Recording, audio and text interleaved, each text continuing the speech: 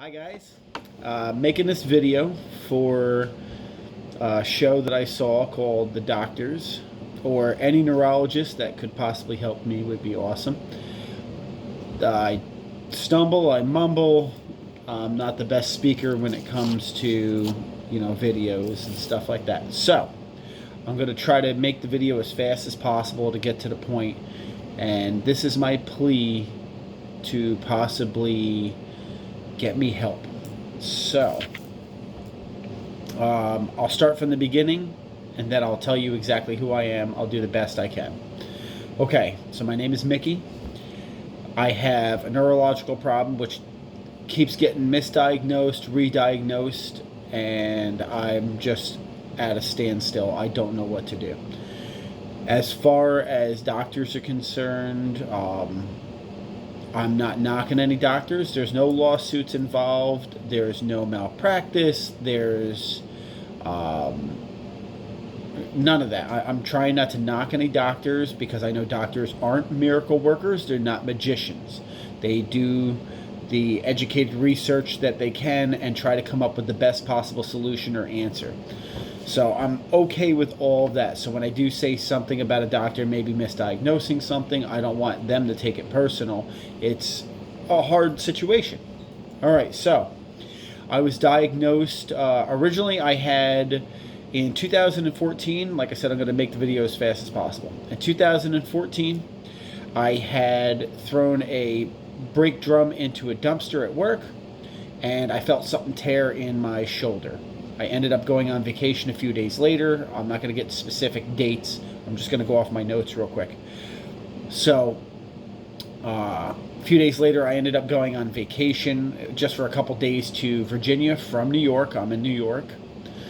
I went to Virginia, and during that trip with my two of my three children, I noticed that I couldn't do things like pick up a pen, a penny off the ground. Things were going wrong with my left arm.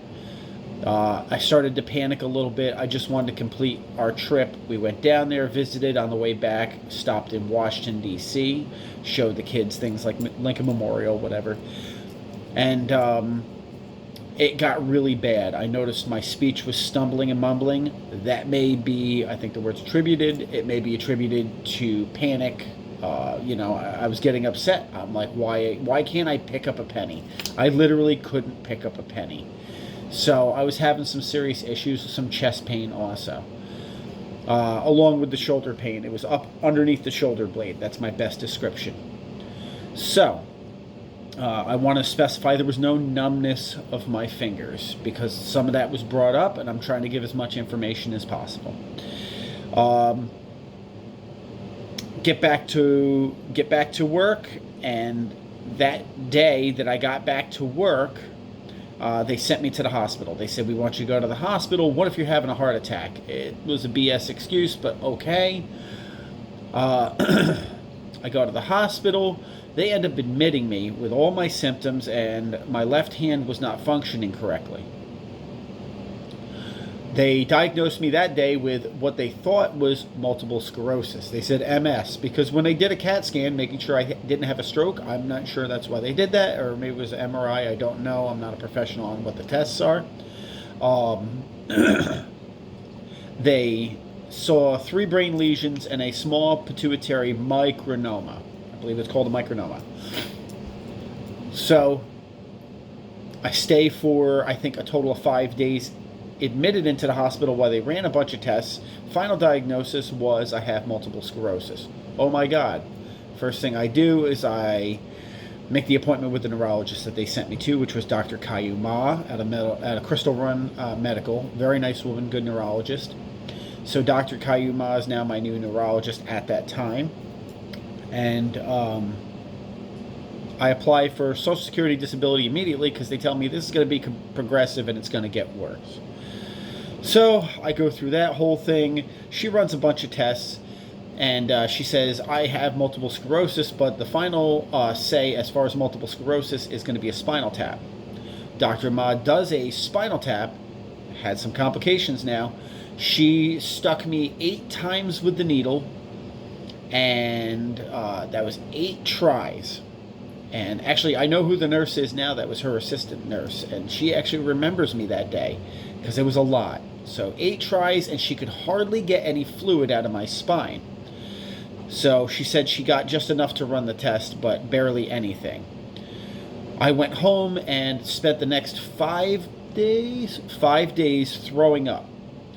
I had like a vertigo symptom. They called it a spinal headache. I went to the hospital twice. On the second time I went to the hospital, they sent me by ambulance to another hospital.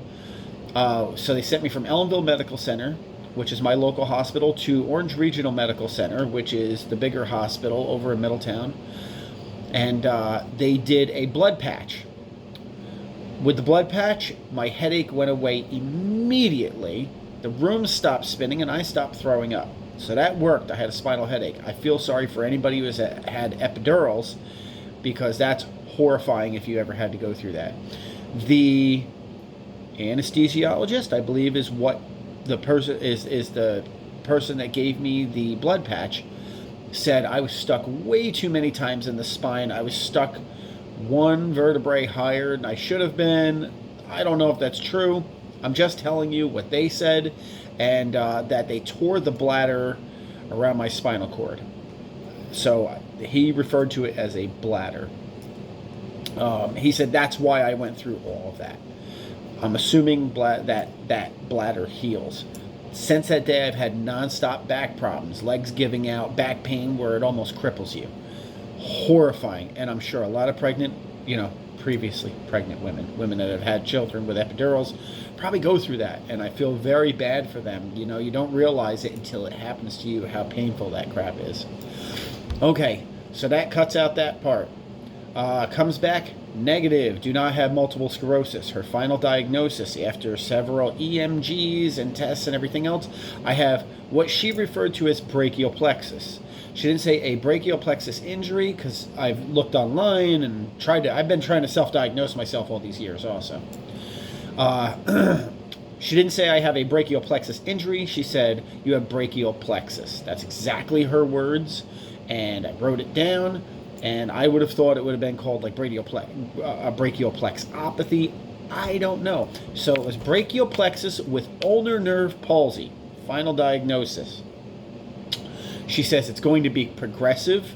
Continue applying for Social Security disability, and take it from there. I don't care. I'm going to fight to go back to work. I've always worked 2 or 3 jobs. Night shift, if that counts. I don't know if that's information you need. I've been a night shift worker, getting off, 6 and 8 a.m., very little sleep, 2 to 3 hours every day since I've been probably 23 years old is when I started doing night shifts, 20 years old. I'm 40 now. So, always working 2 or 3 jobs. So I'm working night shift, then I'd work part day shift at a garage and go home, maybe catch 2-3 hours sleep before going to night shift. Done that my whole life. I'm sure that attributes to my bad health. Not good for you. But the family had to eat. I only have a GED. I can't really read. I can kind of read. There's an issue there. Basically, my brain locks up. That's an undiagnosed learning disability. I know I have a severe learning disability. Always have. Always stayed in special ed classes. Never once in my life had a mainstream class. And they just pushed me through as far as they could in school. And I ended up taking the GED, and it took me several tries, but I passed, and whatever. So that's, now you know my education, where I'm at there.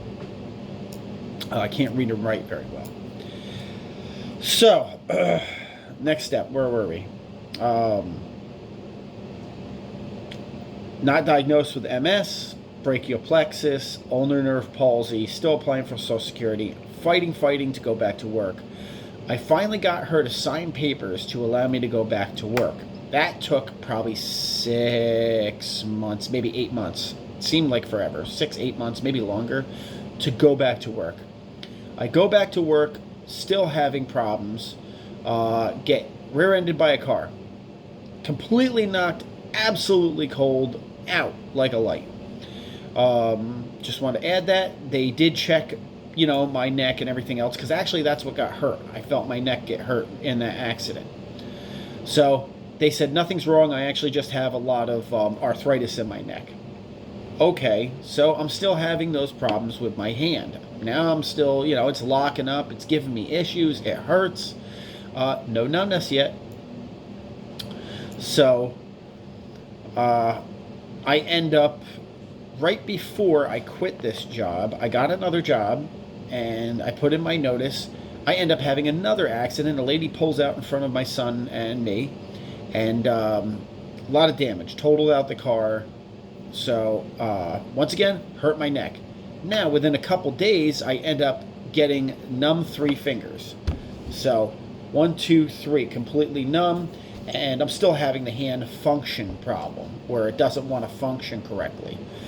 As far as the function, you could feel when you're going to drop a hammer, because I could feel it. But now I'm starting to lose feeling in those fingers. This is an issue. That's after that second accident. So whatever happened in the second accident made the fingers go completely numb.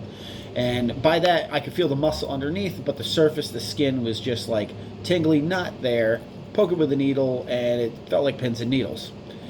So I go to several doctors. They say, nothing's wrong, it's just the same thing. We don't want to give you another MRI. And I'm not taking no for an answer. Like, I got to go to work. I got to fix these problems. I got a family to feed. I got 3 kids and a wife at the time.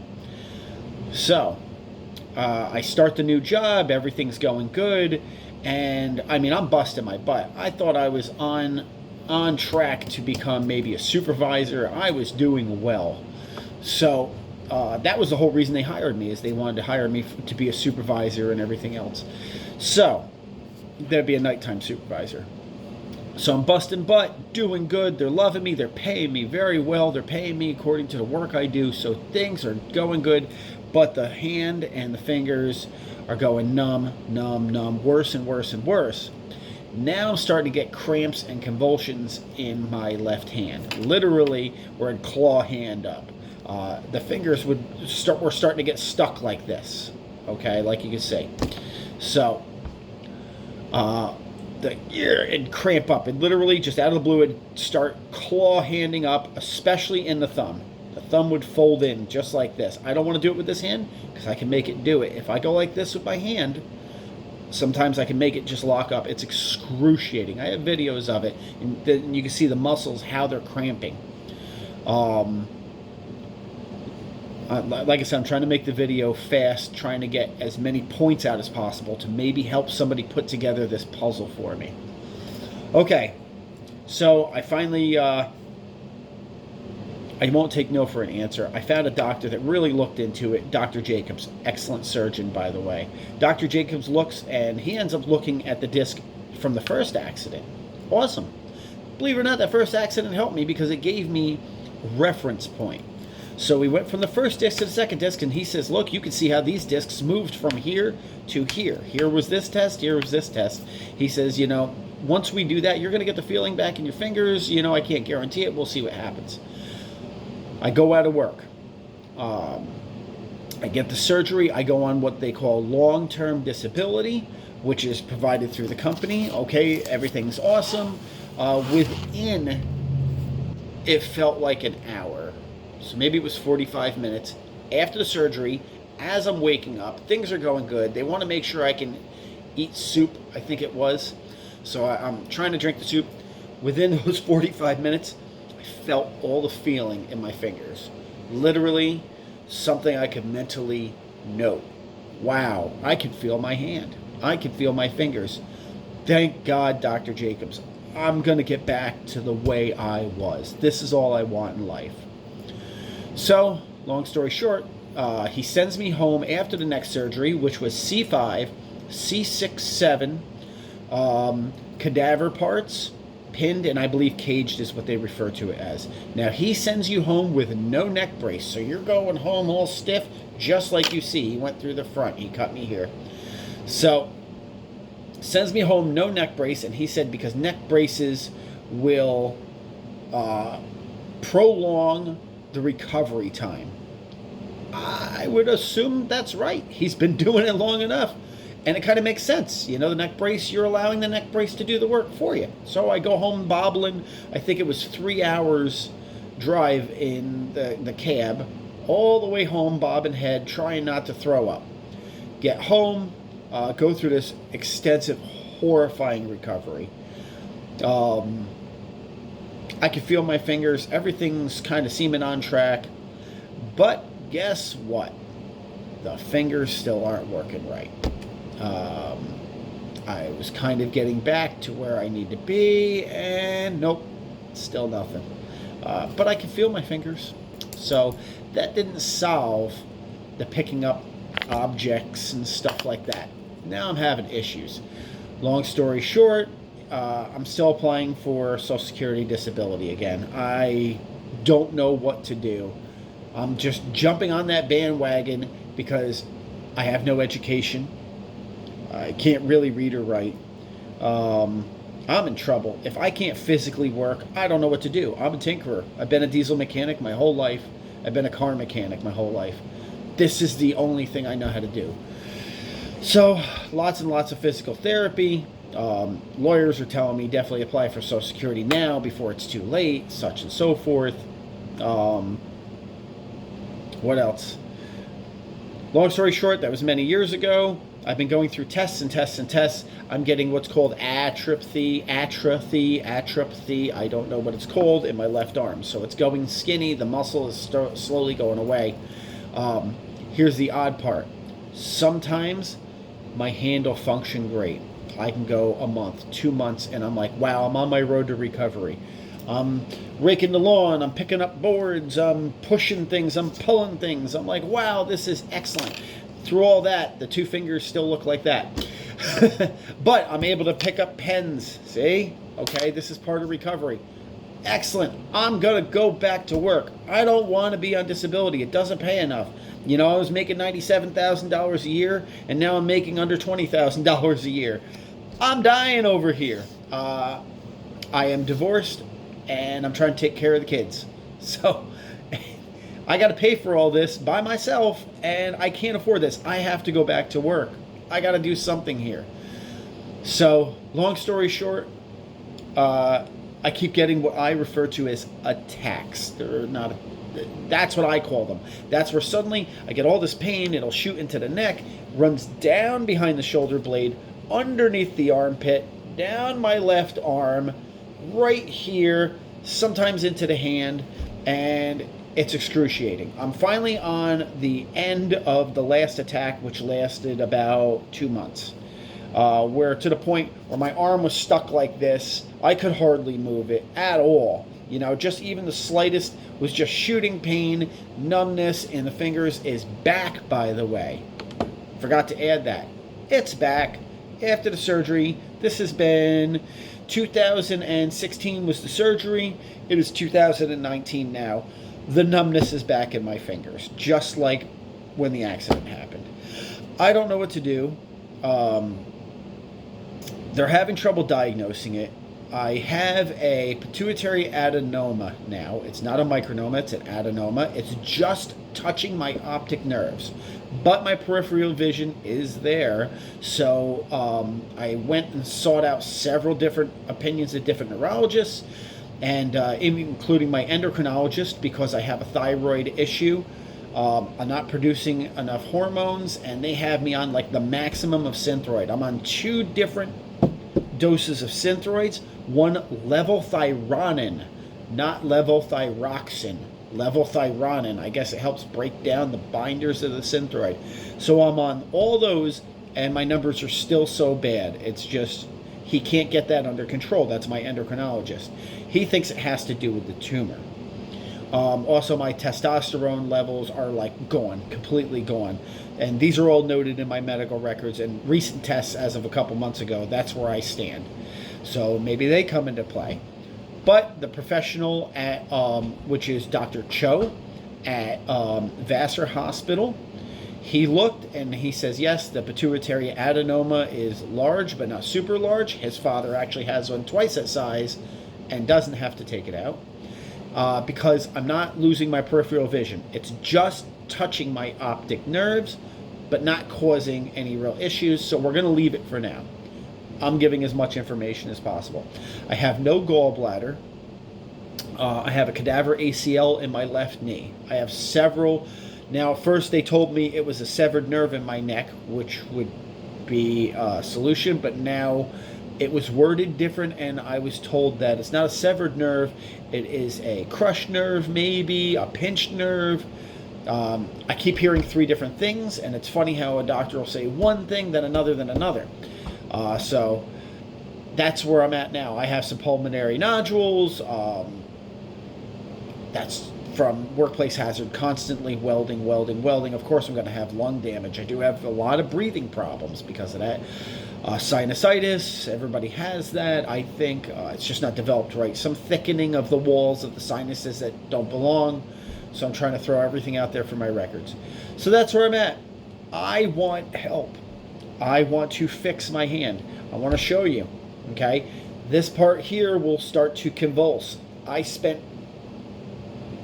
2 straight days with this convulsing. Just this lower muscle right here sitting there convulsing. I got the videos of it. And it just sits there and it convulses and it convulses. Sometimes they're fast. Sometimes they're literally like that. And it felt like my arm ran a marathon at the end of the 2 days. My arm was exhausted. It was hurting. Okay, I want to show you about my fingers. Okay, the reason we know we have, because I can do this with my fingers, I can't fight them open. Okay, so that must be where they got the ulnar nerve palsy. Is they did the paper test where you put the paper between your fingers and I can't hold it. So they did that. As far ready? Now, here we go. I'm going to straighten my fingers and I can straighten them. There you go, see? That's what's going on. Now, hold my hand flat. I can straighten my fingers physically and I can hold them there. Okay? And the more and more I do that, the more and more they'll start to sag.